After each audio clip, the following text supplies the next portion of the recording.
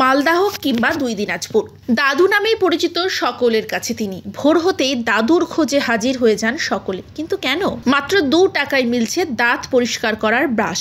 ভোর থেকে শুরু হয় এই বিক্রি। ব্যাপক চাহিদা মাত্র 2 টাকার এই ব্রাশের।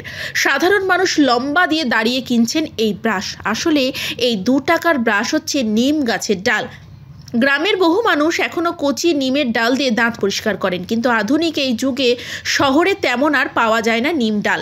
তবে মালদাহের মেডিকেল কলেজ হাসপাতালের সামনে নিয়মিত এই দাঁত মাজন পাওয়া যায়। গত 40 বছর ধরে নিয়মিত মেডিকেল কলেজ হাসপাতালের সামনে নিমের ডাল বিক্রি করে আসছেন বছর 70-এর বৃদ্ধ সুখলাল সরকার। মালদা মেডিকেল কলেজ হাসপাতালে প্রচুর সাধারণ মানুষ রাত্রি যাপন করেন। সকালবেলা ঘুম থেকে উঠে পেস্ট বা মাজনের প্রয়োজন হয় তাদের। মালদা মেডিকেল কলেজ চত্বরে ভোর থেকেই সুখলাল বাবু বিক্রি করেন নিমের ডাল।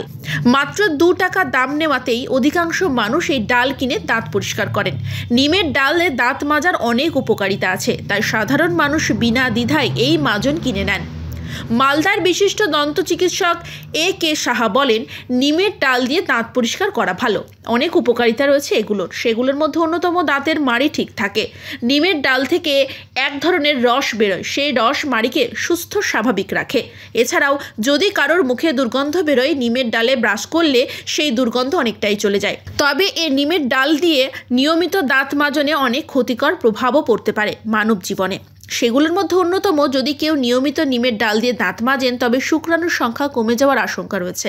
গর্ভবতী মহিলাদের জন্য নিমের ডালের দাঁতন ক্ষতিকর।